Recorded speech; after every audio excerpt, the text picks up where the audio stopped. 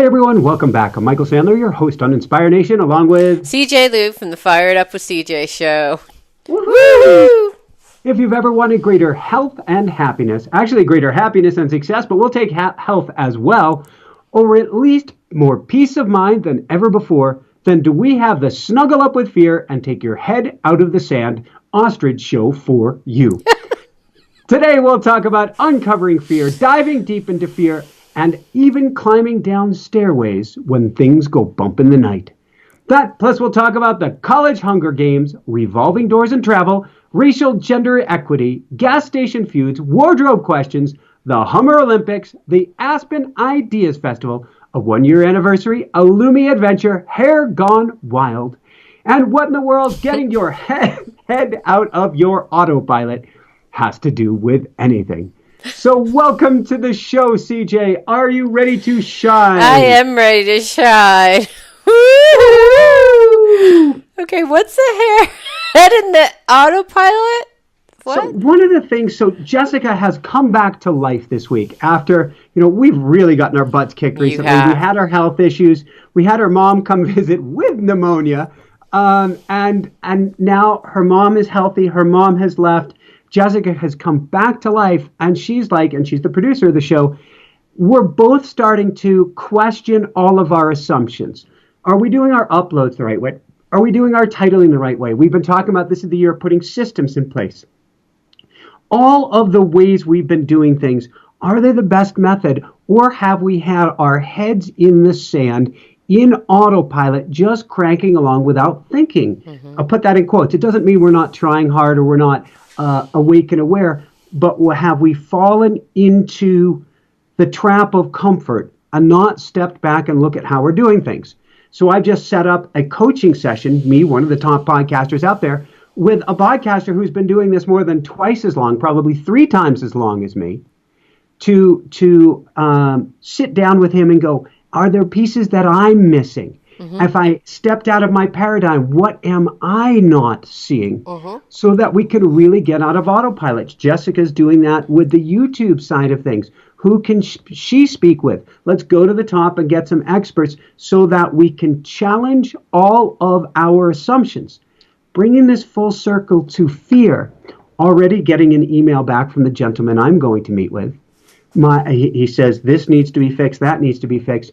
And my ego goes to ruffled feathers and says, no. And my ego says, I know best. There is a fear. What if I don't know best? What if I have been doing it, quote unquote, wrong? What if I? And we're all afraid on some levels. All right, Mom, Dad, I love you guys so much. But they're terrified of taking their dog, who really needs some assistance, to a holistic vet, which I believe it would be great for my little sister poodle schnitzel Gidget to go to, because she's struggling to go to a holistic vet. But if they go from the traditional vet to a holistic vet, they may hear a completely different paradigm or way of doing things. And they may feel very guilty about how they've done things in the past, and they haven't done anything wrong. This is our own nature. We all do this. And that is very fearful, to have our ideas and to have our paradigms challenged. Mm-hmm. And so they understandably don't want to go that direction. So I'm going to meet with this podcast expert, and I am afraid, what if I've done it wrong? And my ego doesn't really want to hear that. Now, wrong, there is no wrong, right? There is no good, bad. But there are ways to grow faster and other ways to grow slower, if that's what you're trying to do. Evolution dictates that we get to lean forward into that discomfort, to empty our cup and say, I'm willing to see what's there. It's... I take a weekly class where we get writing. We have writing. We submit an article, and then we get critique. And it surprises me how many people really like to defend what they've written. And I'm like, okay, change that. Okay, fine. Wait, what did you mean? Okay, fine. Go ahead and I make the whole article could be changed. I do let go. That's one area. I am a control freak in almost every aspect of my life, except for getting feedback for stuff. I'm like, okay, All right, what needs to happen? And usually if I don't do it, it's because it's like, that just seems like a lot of work. Do I really want the extra XYZ, users that I'm going to get if I do that? So it's like, no, I just don't want it that badly. And I was just on a phone call this morning for this group that I'm coaching. It's a group of millennials, and they work on racial and gender equity issues, cool. Mostly racial issues, and it's been amazing how we have a coaching call where we have the group of the coaches who are working with this cohort of new leaders, along with the leaders who are going through their own experiences and learning about the racial biases that we have, and when we stand up and when we don't stand up. And it's all about it. And I think you've heard me, it's been reflected in the conversations I've been having with you about power and my teacher and power. Just like, that's probably the most recent thing that's come up. So I'm just kind of, getting my sense about power, when to speak up, when not to speak up, when it bothers me, when should you speak up? When is it not doing a service to not say something? But it's about what I've noticed, and then this week we had a writing class where someone had made a racial comment that really upset another woman in the class who's Japanese, and she said, it really bothers me when you say that you're a writer for this magazine because you're a diversity writer. Which makes it seem like the only reason that they have accepted me as a monthly columnist is because I'm racially diverse. That bothers me. And we had this whole conversation, and it was one of the most uncomfortable conversations that I've ever had, because it was one person, this writer, Japanese writer, talking to pretty much myself and then three women who were not were white, basically. Yeah. And it was exactly what you're talking about. It's the fear of being wrong, or being judged, or being blamed, or accused of doing something wrong.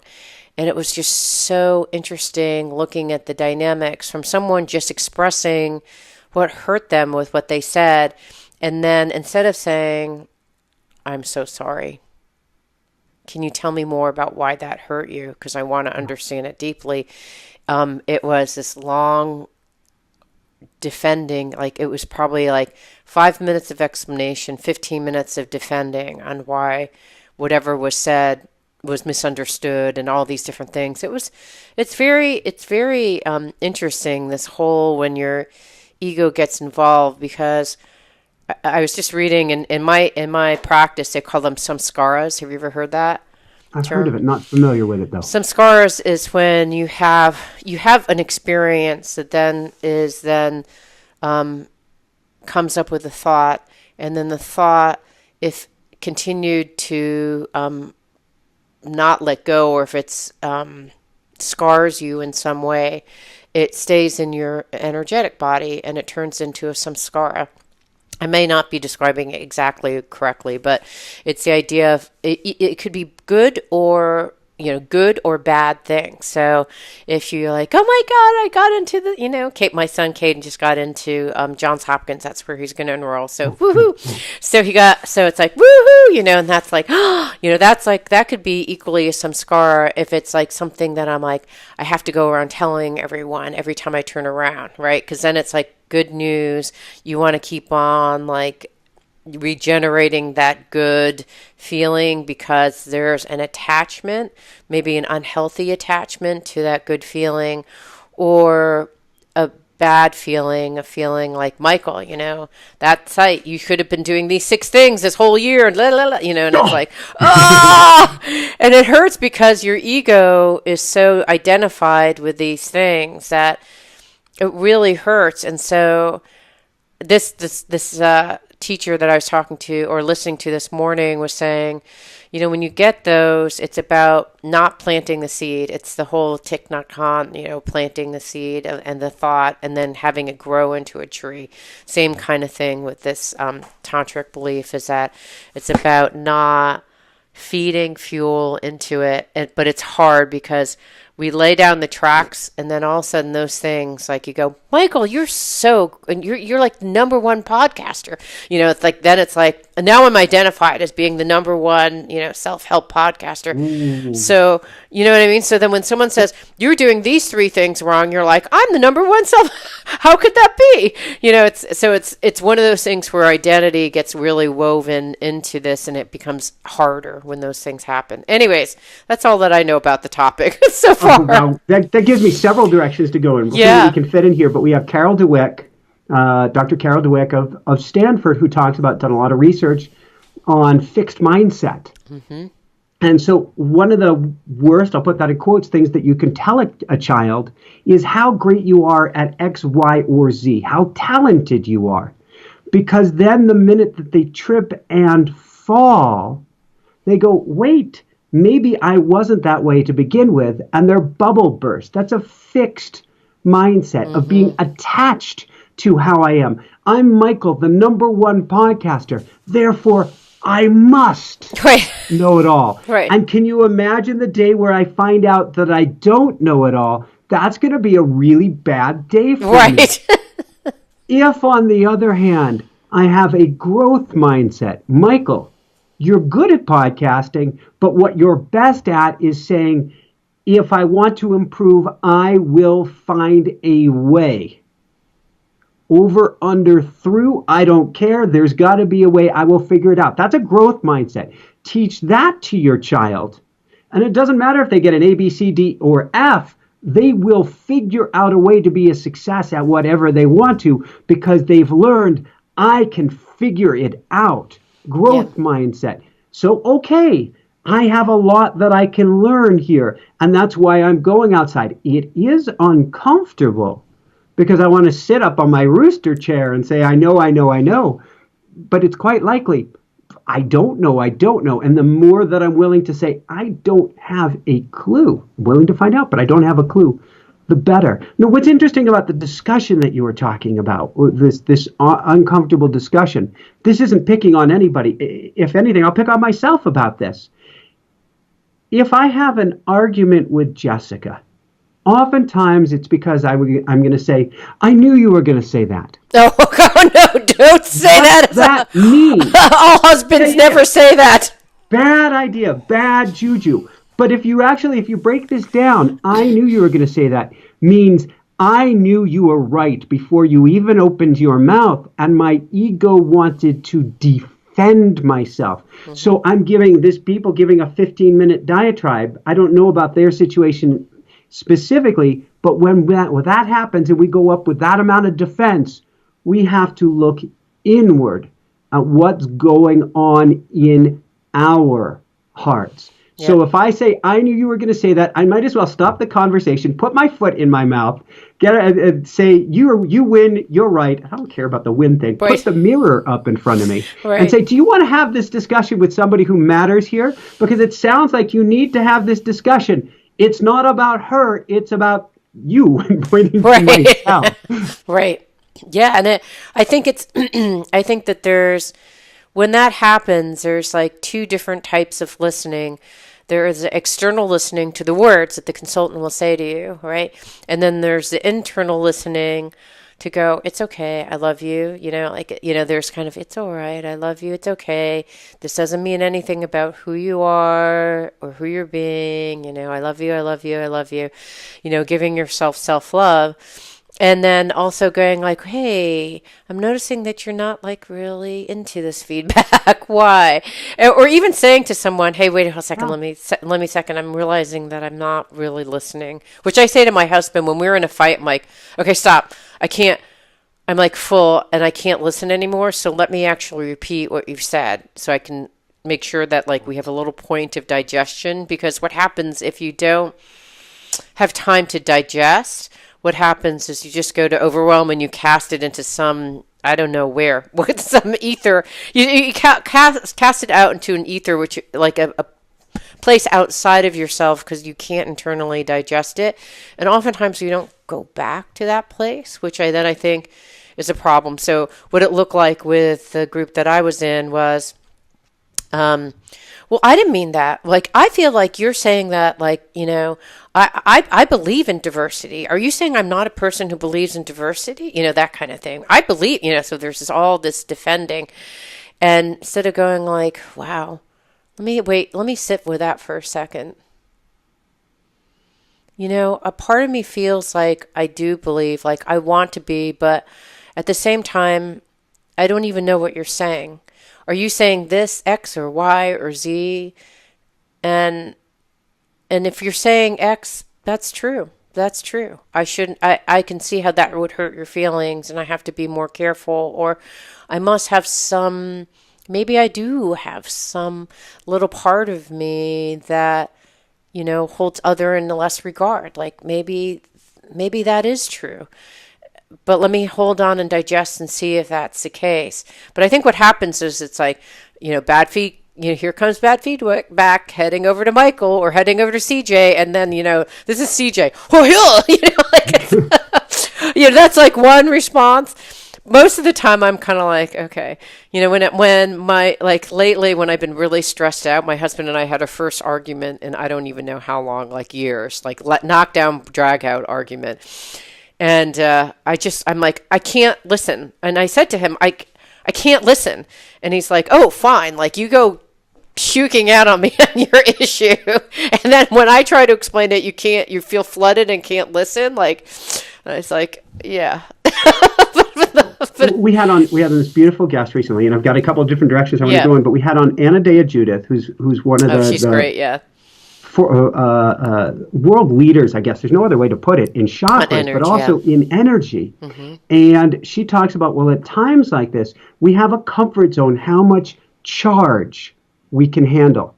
And when we are overcharged, when we are out of our comfort zone as to how much energy we can handle, oh my God, he's pumping more energy into me, more energy into me. Yeah. And at some point, that charge will erupt back out because you're trying to release the pressure valve because you've so exceeded your comfort zone. I think you should tell that. I'll tell that to my husband because I think he needed to know that.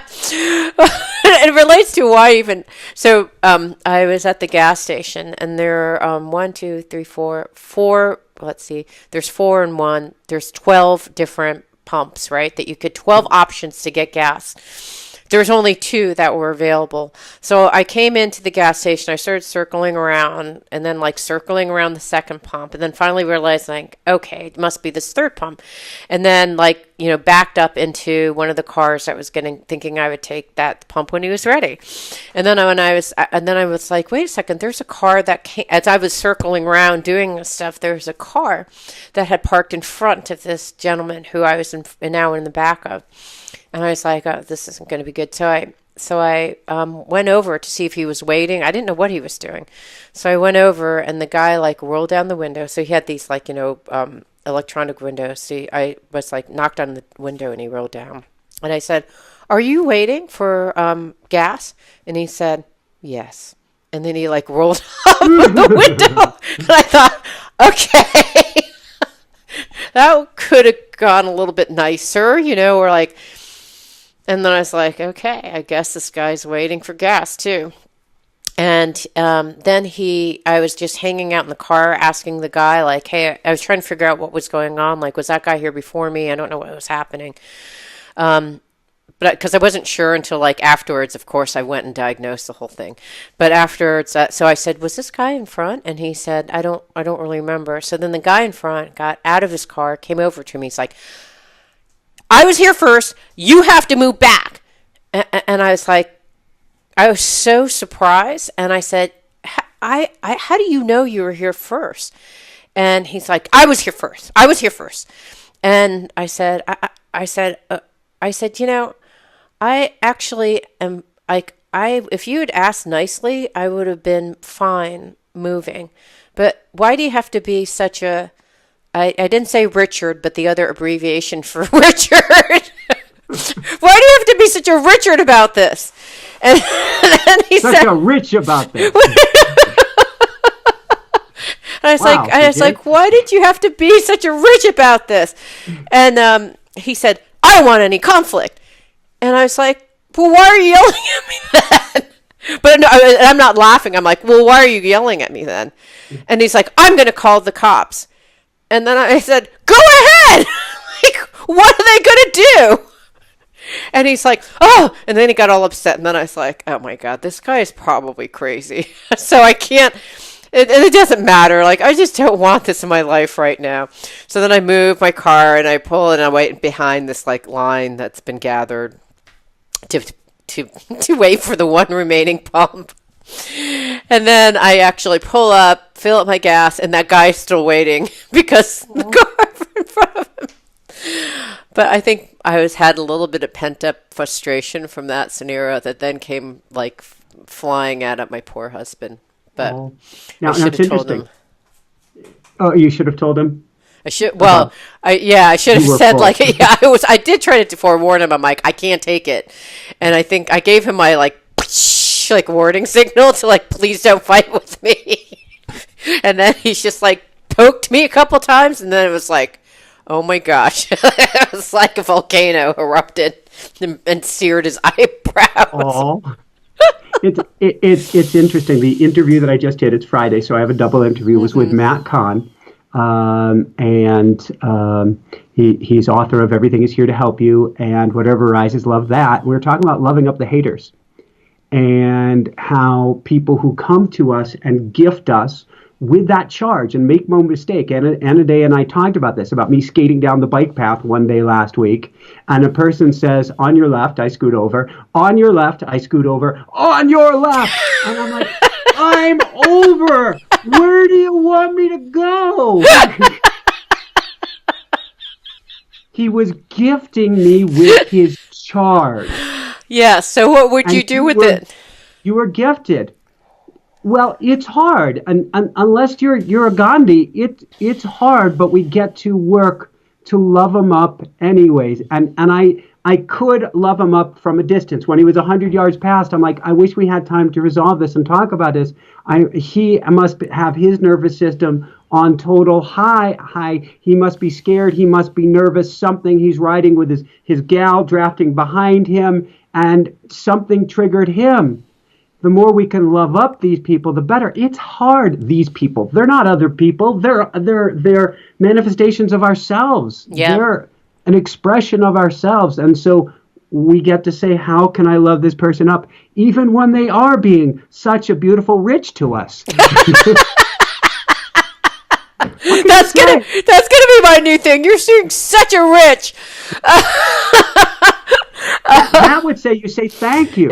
Thank you for sharing that with me. Yes, you're so rich. Nowhere to go your richness is creating a richness. Sincerity, gratitude.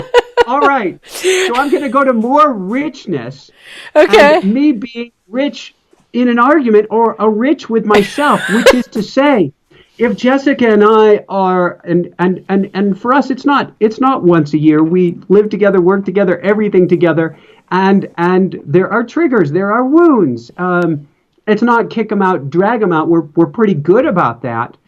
But what I find fascinating is oftentimes the argument will start for whatever reason, and my ego will jump in and put me on an old groove in the record. My biggest wound is I'm a screw up or I'm a loser. Comes from my parents, sort of like in Mr. Despicable, the criminal who's just stolen the moon. First, growing up, he says, Mom, I built a rocket. Mom, I went to space. Mom, I stole the moon. And so because of that, I've got in me this I can do no rightedness. That's one of my grooves in the record. Yes. And so if Jessica is arguing, or even not arguing, but it is a discussion where I really get to look inward, I will take the record needle and put it onto the groove of, you're calling me a screw up. You're calling me a worthless piece of doo-doo, aren't you? She's doing nothing of the sort. Right. But my ego wants to have the fight that it hasn't been able to resolve. Yeah, it's a samskara. It's a samskara that's like, come and heal me. Yeah, for the last 30 or 40 years. Yeah. And so it's going, let's do this. At this point, it has nothing to do with her at all. But I, the egoic part, the samskara part, wants that fight to get the groove off of the record. Right. If I can recognize it. Now you want to talk about fear.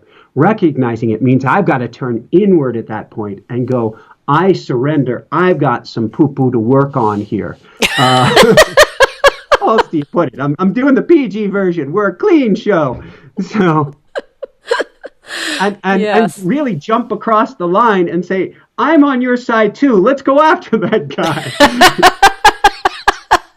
But we got to go after him with love, because it's the wounded child inside of us, or whenever we got that wounding, that now wants to replay it so we can get that charge out of ourselves. Yeah, I think that's exactly right. Well, the other, it's interesting because from this MP3 that I was listening, Christopher Wallace, it's on the Heart of Recognition. And he was saying, when we have these samskaras, they're there for us to heal. And when the original samskara or scarring hurt came along, we kind of ignored it. Okay, well, whatever, or it hit our groove and it's like, wow, that hurt. Push it away, or kind of like lay down the track and have like a seed that kind of starts growing that goes, yeah, you are, CJ, you are. So my one is, I'm not ever heard or understood, right? So if you're in an argument and I'm not heard or understood, it's like hell is going to break loose.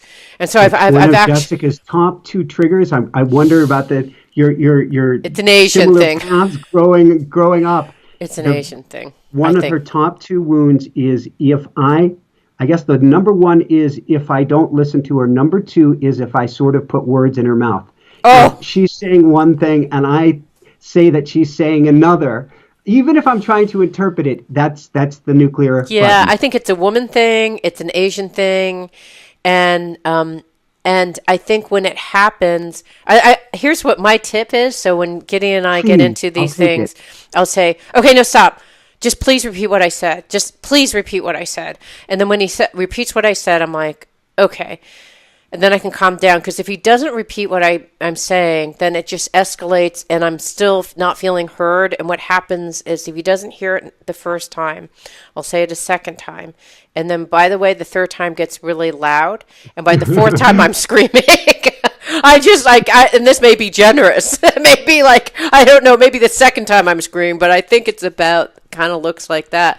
But it's a samskara, right? Which is also yes, exactly. It's a scar that we hold, and so this teacher was saying, the alternative is to protect the innocent. So I'm like, please just repeat what I've said, or please remember I have an issue with Are you saying, or even she could start off by saying, listen, it's not that you're a fuck up. I just need to give you feedback. So then you can kind of oh yeah.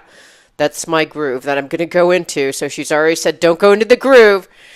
So, so I think that they're preventative things. And then what he had said is that really it's about internalizing it. And you don't have to you can do the psychological work. And also it's like going inside and throwing that pain and suffering and really feeling it.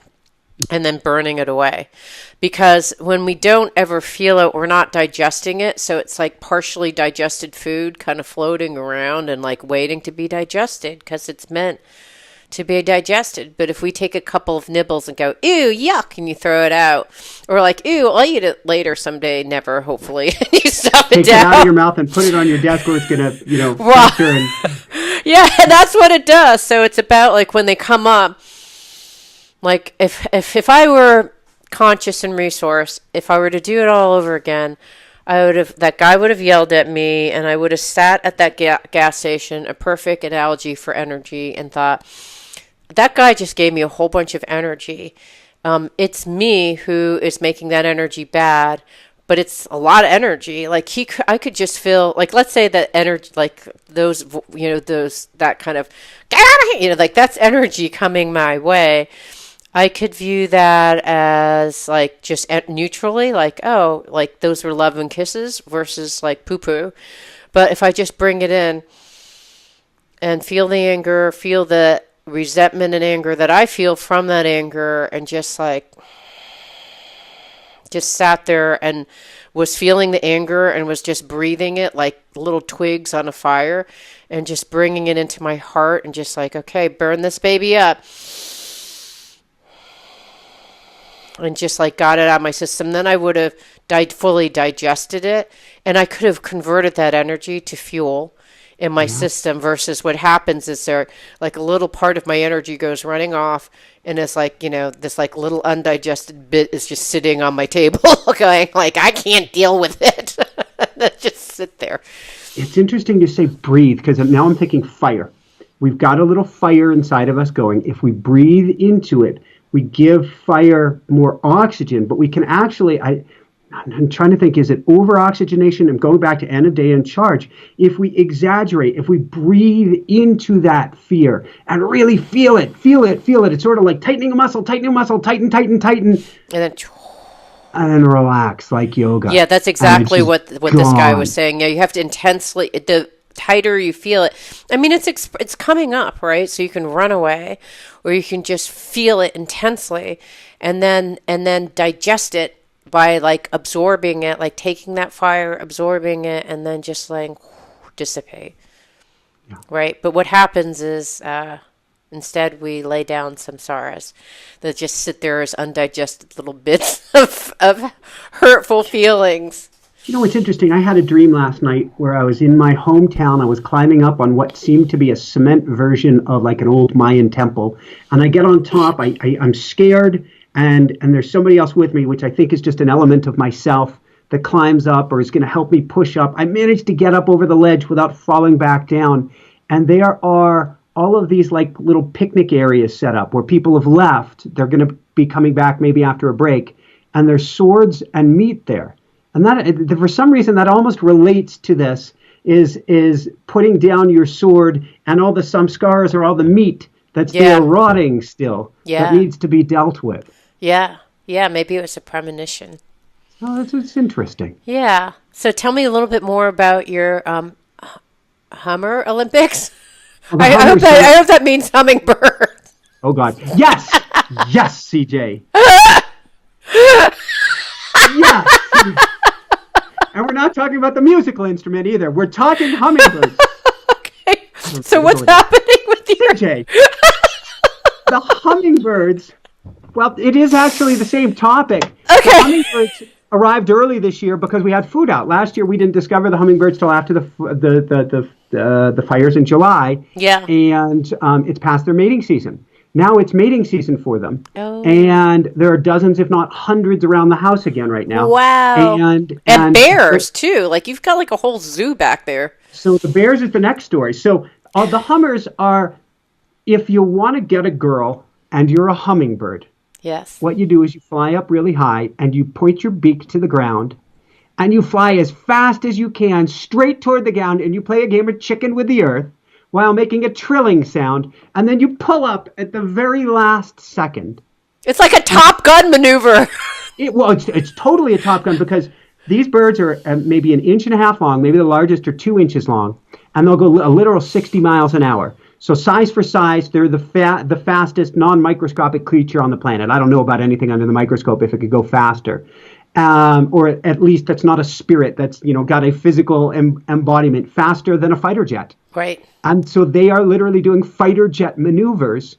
They will trill down, then another boy hummingbird will get in the fray, and he'll try to cut off that bird, and you'll see them flying across around the house, and they will do laps. They will go, woo, woo, woo, and just circle the house and then tumble into maneuvers with each other. Who knows what they're doing? But it is just wild what's going on out there. You'll step outside. You have to watch that you don't walk into one who's flying into you, and you're like, oh, sorry. Wow. Do you have it filmed? Cool. Will you film some and put it on Facebook? We will film some of it. And that's it's been cool. Cold the last few days. It's been in the 30s. So it's warming up. So we're going to do that. And I found that on the Samsung camera and the Android, when I film it in slow-mo, these little pew, pew, pew sounds that they make are actually like a humpback whale when slowed down.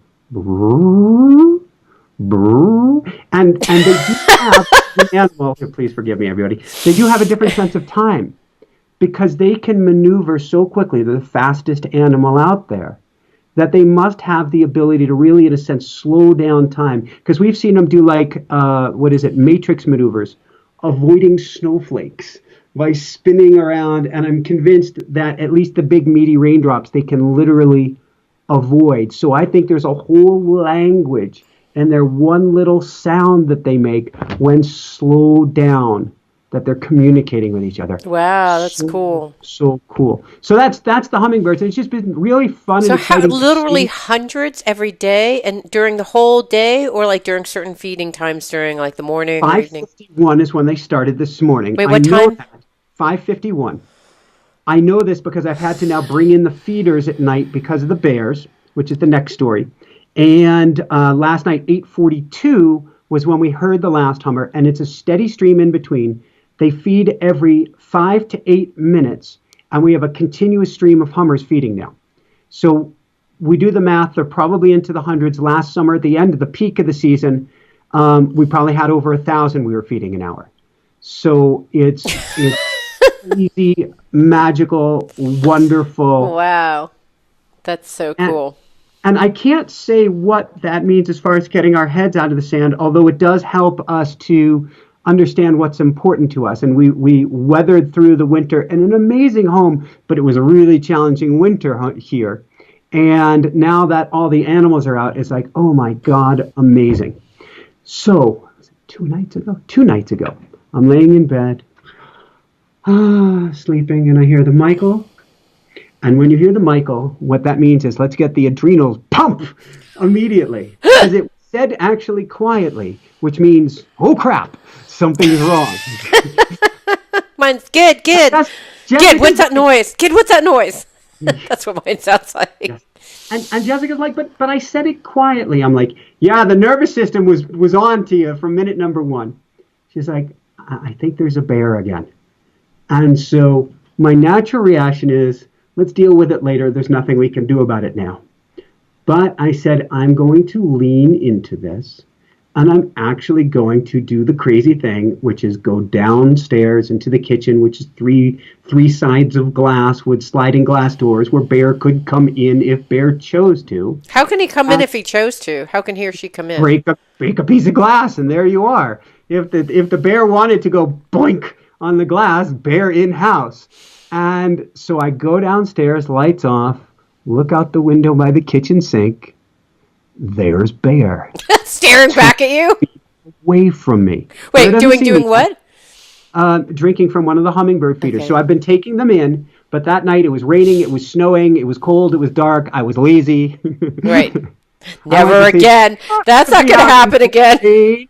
Jessica's like, rain doesn't stop a bear. But I figured, if I'm not out, they're not out. So there's Bear drinking from the hummingbird feeder, or just knocked one down and was going to drink from it. And so I go and I walk around the corner, still in the kitchen, and I flip on the deck light. And Bear eventually sees the light. I'm going at this point, camera! Where's my camera? Like, I'm already in danger zone. Might as well get the camera. Yeah, exactly.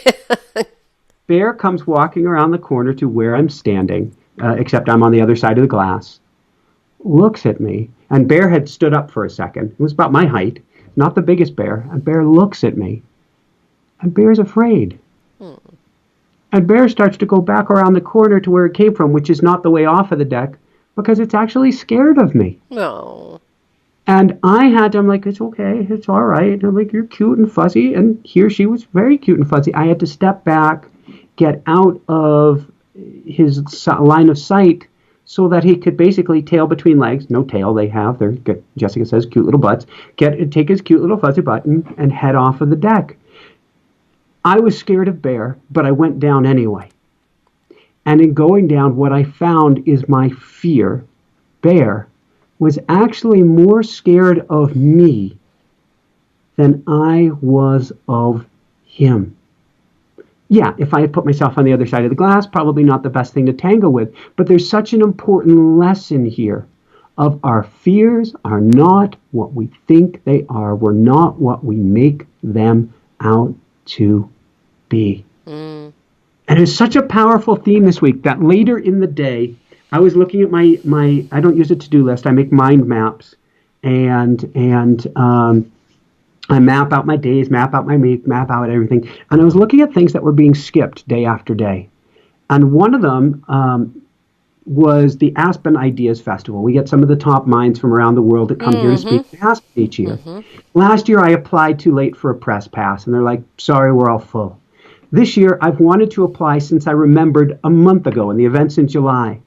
But I kept putting it off because something else had to get done, I was thinking of the bear as I'm looking at my mind map, and I'm going, what are the things on here that you're not doing?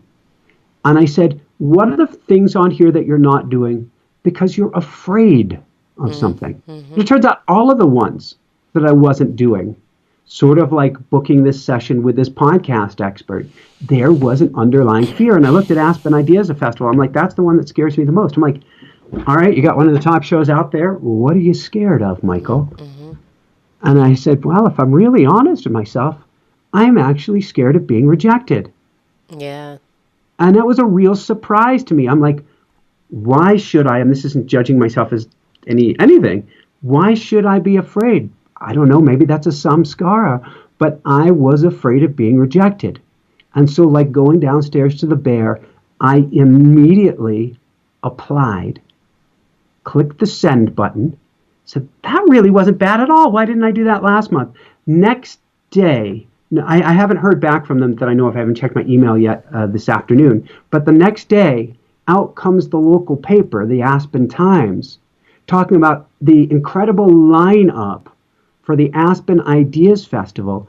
And your applications are accepted in a first-come, first-served basis, based on merit, of course, but first-come, first-served, which means had I not gotten it in till the next day, I would have had 100 or who knows how many other journeys with me. Oh, wow. I faced my fear. Universe put that article out there the next day, clearly not just for me, but to say, look, you face your fears, you lean into them, and you won't be regretful later on. Why didn't I get it in before this article came out? Why didn't I before such and such? Yeah, absolutely. I do think that sometimes our fears, and I've even heard of fear, right? But fear of something is so great that we just end up, I mean, most of my clients, the reasons why they don't move forward on things is because they have fears. Or they have fears or something that they believe in that's greater than the something that they're trying to achieve. Yes. Yeah, so it's like a fear, I would say an attachment, which is, I think attachment are usually related to fear too. It all comes down to fear, but it's an attachment to a certain belief that is greater than the positive belief that they want to move forward on. Years ago when I was listening to all things Tony Robbins, as I was starting down my self-help path, I think he would say something like, the pain of what you're putting off is greater than the pleasure of getting it done.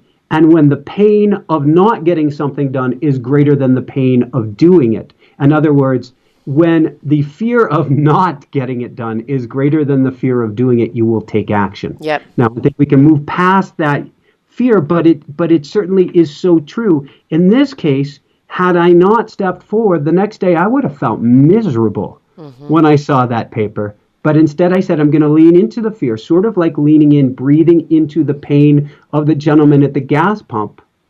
And all of a sudden it pops. Yeah. And goes away because you leaned into it. Yeah. Yeah, so I don't know if it's related, but I don't know what the lesson is, but I'll tell you what it is. We'll find it. All right. So first, when Jida, my youngest son, got into Duke, he got in May. And then around July, I started thinking about Parents' Weekend, which was in October. So this is July, August, September, October, 4 months in advance. So I went and everything was booked. Everything in Durham was booked. And I thought, oh my gosh, I thought I was sort of organized, but I guess these parents from Duke are on it. They're on it, and I'm not on it. And I thought this is the college Hunger Games. Yes, I thought 4 months was on it. So this year, Caden accepted his offer from on Monday. And then I instantly booked. I called up this morning. So this is May 1st and 2nd was when the freshmen were accepting. And clearly some other people accepted before him. This is 4,000 students that are now entering the Baltimore area. So I called, one of the less expensive hotels and said, okay, I'm calling in regards. And she's like, okay, good.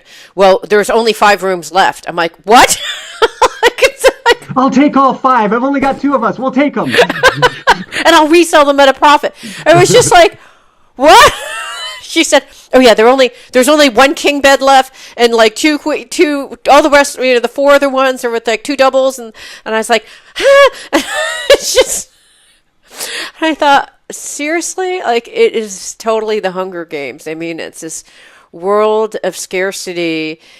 And so I'm not even sure what to make of it, because I don't want to think of the world as a world of scarcity where there's not enough. But frankly, when we did this last time when I went to Duke, instead of paying, $140 a night for a room, we paid $400 a night, because there was like literally a $600 premium for not having our act together. It sounds like, what was that movie with Chevy Chase of National Lampoon's American Vacation? The car breaks down in the desert, and they're like, how much is it going to cost? And the mechanic's like, how much you got?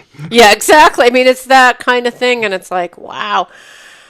And then even same thing with plane flights. Like, once your child gets into college, you have to start booking the flights. Like from Seattle, there are not that many people from Seattle to Raleigh-Durham, but they book out that quickly the dates that they want to fly out. I mean, I don't know what to think of it, because I don't want to be in a world of scarcity. But yeah, tell me. So there's a connection of I will figure it out later.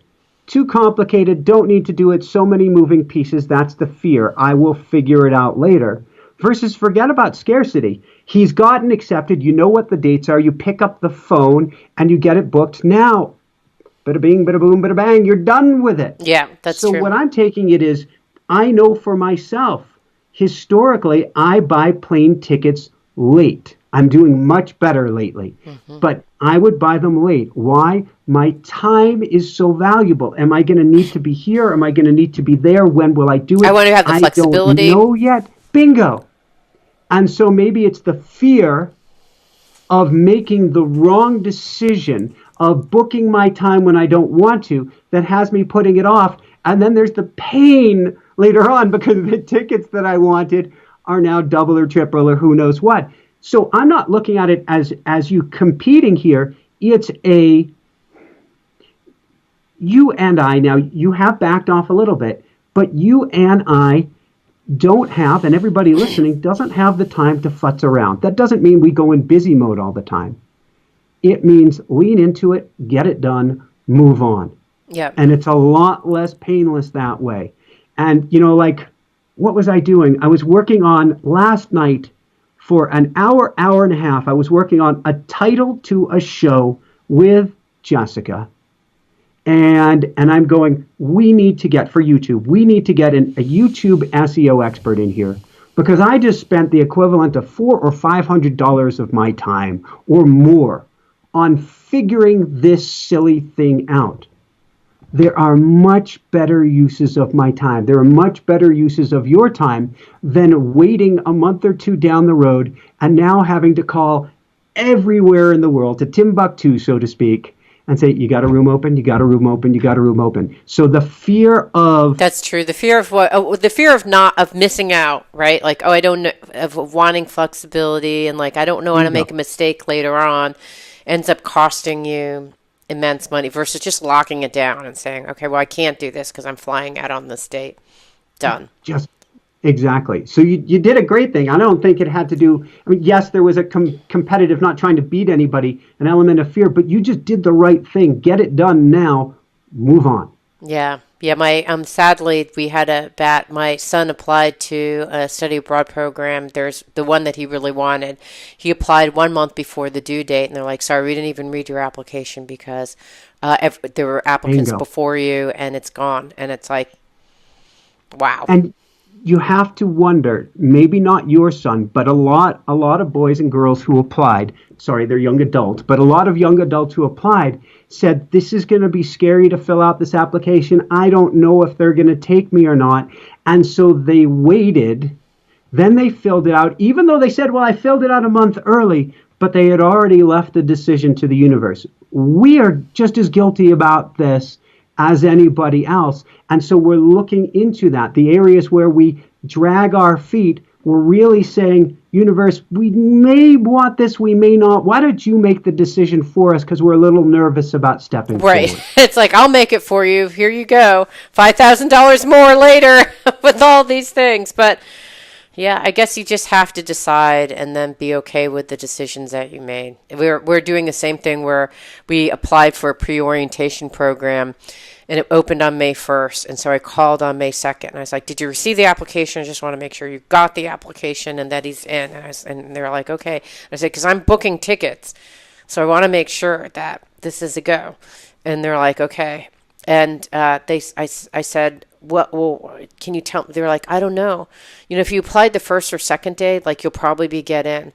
And I thought, but it says June 1st. And they're like, I know, but these things fill up quickly. I'm like, oh my gosh. Like, I'm glad that I was a scarcity mindset because I think I'm now emailing them saying like, please tell me because we need to book the tickets so that there aren't, because we're doing a whole bunch of like, it's like a revolving door of travel in and out all over the place. And we just want to make sure between my two sons and my husband and I who are probably going to take off for a month to celebrate and travel through Europe. So oh, cool. Yay. I know.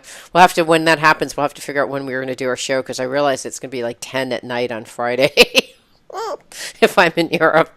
But we'll figure it out. I like it. Yeah. So anything else? Because I know you have a client coming up. Anything else before we close? I think the only thing that you missed was wardrobe question. Well, so and 1 year anniversary. So the wardrobe we'll take to next time. And I get to lean into that some more. Okay. Since you're the one who brought that up, I put it on the list for you. Okay. The 1 year anniversary, it is our 1 year anniversary today or tomorrow. I think it's tomorrow that we move back to Colorado. Oh, and wow. we get to look at that and what that means, what the next step looks like, and take our heads further out of autopilot, because it takes a long time to get settled in a place. You get into a rhythm. Now you get to examine what's working in that rhythm, what's not, and what are the fears that are holding me back from whatever that next step is. So we're going to go, tonight is First Friday. And so we're going to go walk the streets of the next town. It's a little bit down the valley called Carbondale. Oh, yeah. And we're gonna anchor in the goodness of this last year, which obviously this last 8 months has been one heck of a ride. Yeah. Oh my God, it's been one heck of a ride. But Jessica's back. I can't tell you how awesome it is that Jessica's back. Yay. Because when she's on fire, I'm on fire. And when she's not, I'm in limp mode. Yeah. And so we're out of limp mode. But I want to lean into this scariness. I want to ask, what's scaring me the most here? What am I most afraid of? And that's probably what I get to do first. Even though my ego is probably not going to be happy with me. Between you and me and everybody who's listening, I am going to have to take it down 1,000 for this call with this podcast expert and say, I don't know a thing. And I know my nervous system is going to go, but it's the little child in me that's not going to want to be criticized, that it's afraid it's going to be annihilated by its mother or father. And I'm just going to have to let that all go, because this is, couldn't believe I'm going to put it this way, good medicine. That's really good. Wow. Well, is this person charging hourly for your time Is he charging hourly or she? Yes, okay, see, that's how I shut myself up, because I'm like, more you ask. It's like tick, tick, tick. I like it. Yes, I've got everything down in advance, nice and ordered and structured. But I also said I'm open to going longer if, which gives me the opportunity to analyze where he's coming from, let my ego's feathers be ruffled, decide whether I'm willing to continue now, whether I need to take deep breaths, or there is the chance that our philosophies are that different that I do want to go to somebody else. But I'm going to jump in there, I'm going to commit to it, and then we will see from there. Why don't you just do like a half an hour session, tap before, do a half an hour session, tap, and then call them for the other half an hour. Because I think I like it. Yeah, well, no, because then you can kind of like, because if it's so overwhelming, an hour is a really long time to meet someone if you're going to be overwhelmed with information. And the SEO stuff, I'm starting to get involved in it again. It's like, it's just constantly changed. What I learned 5 years ago is totally wrong now. And it's like something else is totally right. And it's like, oh my gosh, it's like trying to chase a hummingbird. Well, and yes, I booked for 30 minutes. It's exactly what I did. And I emailed him that accordingly. What I did when we started the show isn't, I don't believe, the best practices now. But looking online, you can get overwhelmed. Oh, I started doing it and I was like, that. Yeah. And I said, I don't want to do that. I want to go to somebody sort of like, if you want to take your life to the next level, get to CJ, get to myself. We're not saying that out of ego. We do this for a living. Get to, I don't know. I don't have a clue on the best practices for titling for show, what do we call it, file names or this or that. I'm not the expert in there. I don't want to look at all this junk on the web and figure it out. I want to find somebody who is an expert. I want to pick up the phone and I want to say, I want to pay you. Please tell me how to do this. Or help me begin to figure this out. Yeah, just like step 1, do this week. And then you're like, okay, fine. Step 2, do this week. Okay, fine.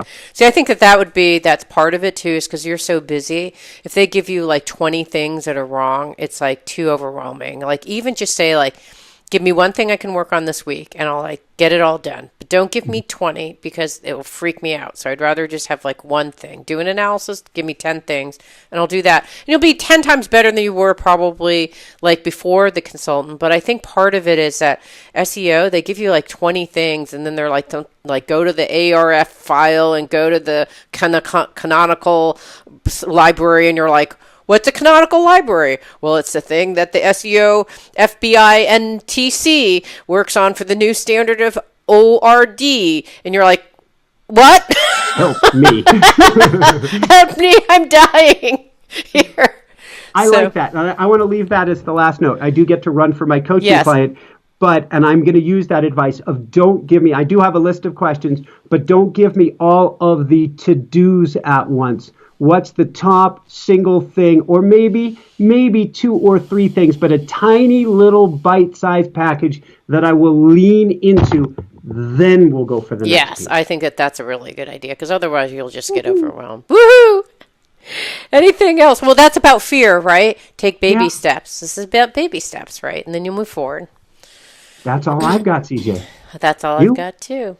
Woohoo! So for everyone out there, this is Michael Sandler and CJ Liu from the Fire It Up with CJ show. Say, be well, have fun, sneak down the staircase toward the bear if you can, if it's at least somewhat safe, and realize it was probably pretty, cuddly and fuzzy. I can see the emails coming in. It was a grizzly. It wasn't cuddly and fuzzy. I'm not saying hug it. And above and beyond all else, shine bright. It means so much to me that you're listening to the show. I would love your support in any way by giving me comments below or to subscribe to the show or share the show with friends. Thank you again for your support. Love and blessings.